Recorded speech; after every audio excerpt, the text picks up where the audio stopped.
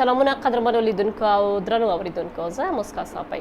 تر دې وړاندې چې تاسو سره زه د موضوع په اړه خبرې وکړم، دا ویډیو به وګورو.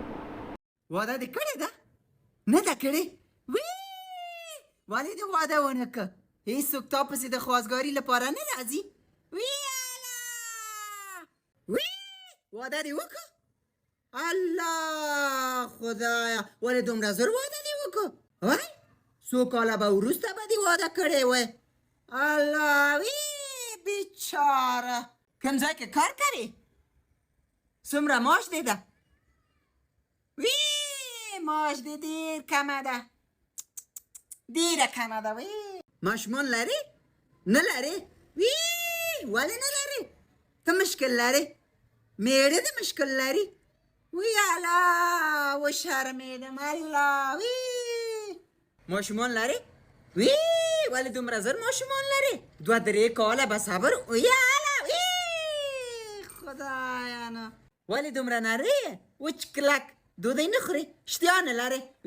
الله وخوره لورې، ډوډۍ وخوره، لږ چاغ شي، ډېر مردني یې، په یو امپلک باندې.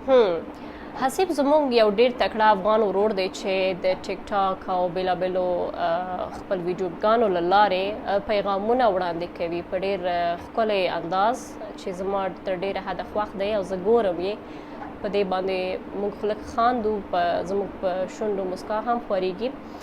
خو که په دې باندې لږ فکر وکړو چې دې کې یو ډېر غټ پیغام دی، په دې کې 2 اړخونه شته.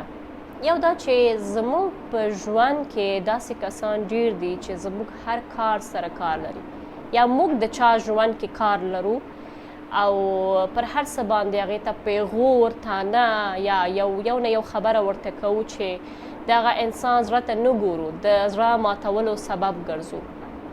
دلته زه راځم په پېغور او طعنه باندې غواړم چې خبرې وکړم. له بده مرغه دا موږ یو ډېر خراب عادت دی او کیدای شي تاسې زه موږ څومره هم چې یاستو حتما دې سره به مخ یو. کور کې یا ګیر چاپېر یا هم ملګرو کې داسې به یو څوک وي چې د طعنه ورکولو یا پېغور ورکولو یا سپکاوی کولو چې په هر نیت وي عادت لري. اوس په انګلیسي کې ورته انټنشن یا هم موږ ورته هغه نیت وایو چې ځینې خلک خپل خبره وکړي بیا وایي زما خو داسې هدف نه وه. اما هر څه چې هدف وي، کله تاسو د چا باندې رشخندي وهئ، ملنډۍ وهئ یا سپکاوی کوئ یا غلطو القابو سره یې نوم اخلئ یا هم عیب ګورئ، نیمګړتیاوې ورته یادوئ، تاسې اصلا دغه انسان زړه مات که او دې سره څه کېږي؟ دې سره یو انسان له ځان څخه بې باور کېږي او خپل ځان بې ارزښته بولي، په ټولنه کې ځان بې حیثیته بولي او همداسې مني هم.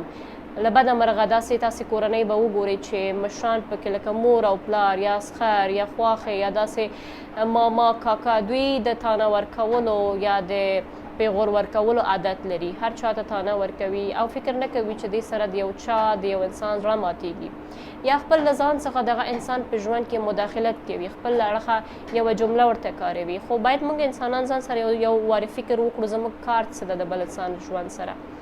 دا که هر څه وي باید موږ د چا ژوند سره کار نه لرو. که موږ چا ته خوښۍ یا خوشحالي نشو ورکوی نو باید د چا په ژوند کې هم کار ونه ساتو. دې سره څه کېږي؟ د طعنه ورکولو یا پېغور ورکولو سره تاسې یو انسان له خپل ځان سره دښمنوئ او دې سره کینه راپارېږي، ټولنې د ګډوډۍ سبب ګرځي، دې سره نفرت زیاتېږي، دې سره یو انسان بې باوره کېږي، بې ارزښته کېږي.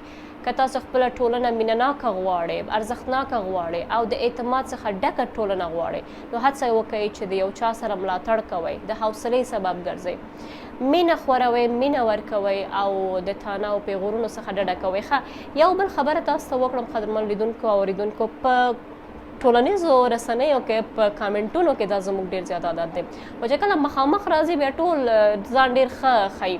په کامنټونو کې ډېری وخت زما پام وي چې یو ډېر ښه مناسب ویډیو به وي، یو ډېر مناسب خبره به روان وي، لاندې به یو چا خامخا یو خبره کوي چې هغې سره مداخلت ښکاره کېږي، طعنه ښکاره کېږي، پېغور ښکاره کېږي. نو په ځان باندې انسان باید فکر وکړي چې تاسې چې داسې جملې یا داسې خبرې یا داسې القاب و الفاظ کاروئ، تاسې په خپله څه یې؟